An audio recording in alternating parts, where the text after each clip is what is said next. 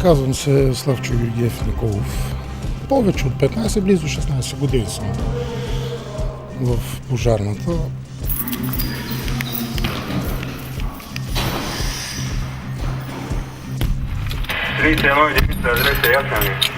Адресът е ясен, пътуваме. Готови ли са, момчета? Да. Добре, давай пак.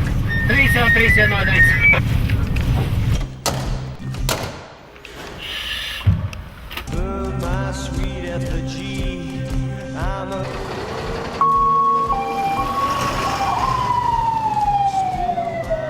Практически влизаш в огъня. Топлината е огромна, топлина, температурата е много висока, но по принцип влизаш в огъня. Леко или постепенно, така влиза се, напредва се, трябва да се върви напред. Сменяваш се с колегата отзад, например, но ти си изморяваш много бързо. И за минути, 2 или 3 минути се изморяваш. Обезвоняваш се много бързо, организма и колегата, който за теб те сменява. Предпаждаш се, например, с водата, влизаш, опазда се. Такива работи общи. В пушека виждате ли? По принцип нищо не виждаш в пушека. По топлината се ориентираш, където е най-висока. Или той по принцип огъня се вижда ли на висока температура. Леко, бабка. Леко.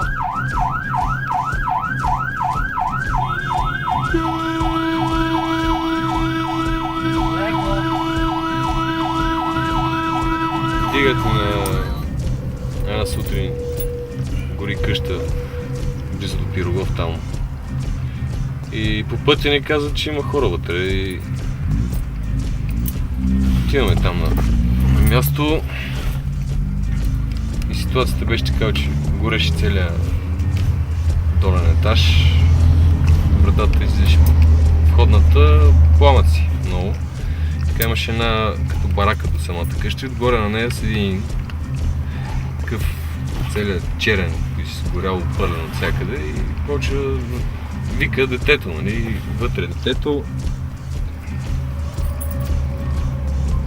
И аз отивам и му питам от това, къде е детето, бе?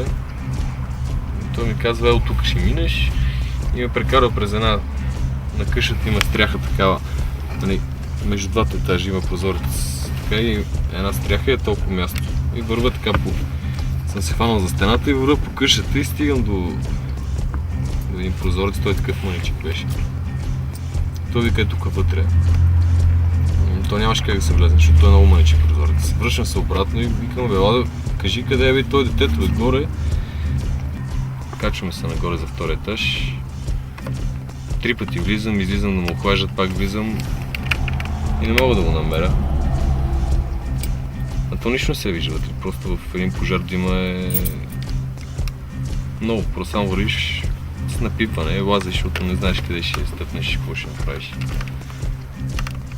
И в същото време намирам аз един. То си вече беше труп, защото такъв доста мъничък. И видях го, че няма признаци на живот и такова и върна се назад и му казвам, викаме тук е, елате да го извадиме. Обаче също време се оказа, че това е дядо му на детето.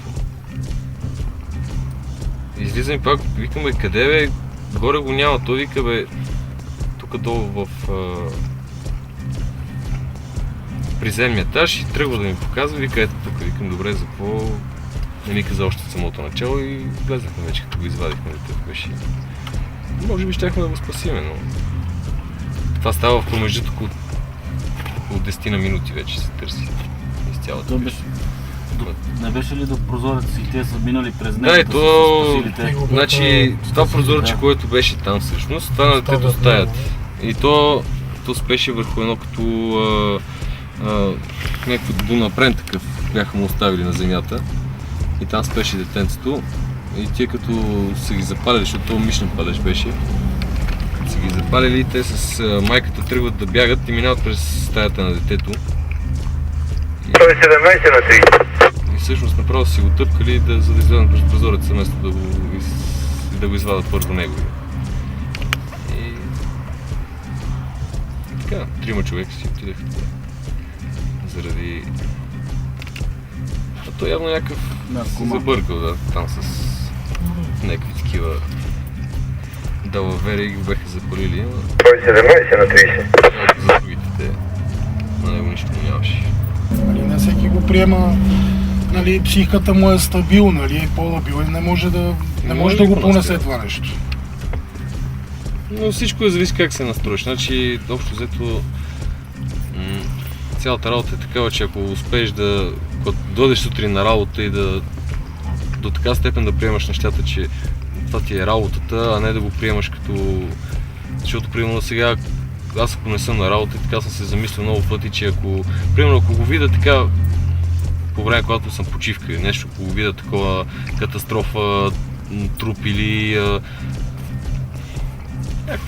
примерно или пък изгоряло, обаче може би ще го приемам по много по-различен начин, отколкото ако го видя, когато съм на работа. Когато съм на работа и като го видя това нещо, го приемам от професионална гледна точка. И затова може би така съм успял да се абстрахирам от всичките тия неща, които после. Но тогава единственото за това дете, може би много, колкото да съм се опитвал да не мисля, доста време след това много често се сещах за тази трагедия. Деца да не се случва, нали, възрастен пак го приемаме по-различно, обаче за деца е Не, много лошо. дето е... Аз като постъпих още 88 година, бях като нали, командир на екип още с войниците и падна самолета. Тогава след това в 3 месеца легна и беше ми се пред очите.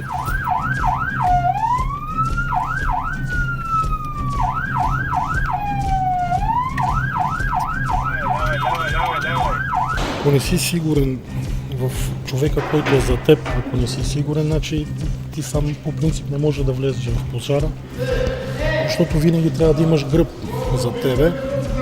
Най-близките ви приятели, предполагам, са колегите. Колегите са и най-близките приятели. Без тях не може да работиш тази служба. Кое ви накара 15 години повече да останете? Колегите, приятелството най-вече. Пристрастява ли адреналина? До една степен пристрастява, иначе не. Тръпка е по принцип, е много голяма. Тръпката не мислиш, като влизаш какво правиш, мислиш и за колегата зад теб, който е, той мисли и за теб. Как отпред, дали работата. Работата основно трябва да се влезе, независимо кой трябва да се свърши работа. Имате ли семейство? Имам, да. Случва ли ви се при голям пожар да ви мине дори за секунди през ума, че може и да не излезете? Не, по принцип не си мисля такива работи, защото ако взема не позитивно да мисля, по-хубаво да не влизам или да върша работа. Позитивно трябва да се мисли.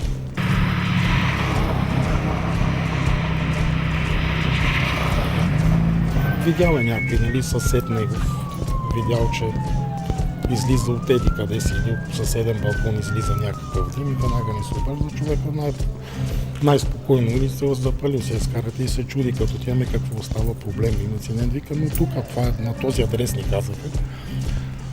И комично е по принцип. Но помниш, като имаше забравено я да ни получаваме съобщението от съседи, явно, че гори апартамент. Влизаме, в смисъл, отиваме вратата заключена и не казва, че има хора, не знам си какво, и разбиваме вратата. Влизаме вътре в помещението, видяхме там, че гори някаква тенча, не знам с какво беше, и влизаме в спалната. И представяш си как, примерно, ти си спиш с съпругата, отваряш очите, гледаш 3-4 каски, маските и каските, защото нашите светят, примерно, през нощта на тъмно, каските ни светят. И отваряш очите и гледаш някакви светлини само пред теб. Представяш си, беше много такива физиономии имаха стреснати и двамата. По-добре, че отидахме, защото...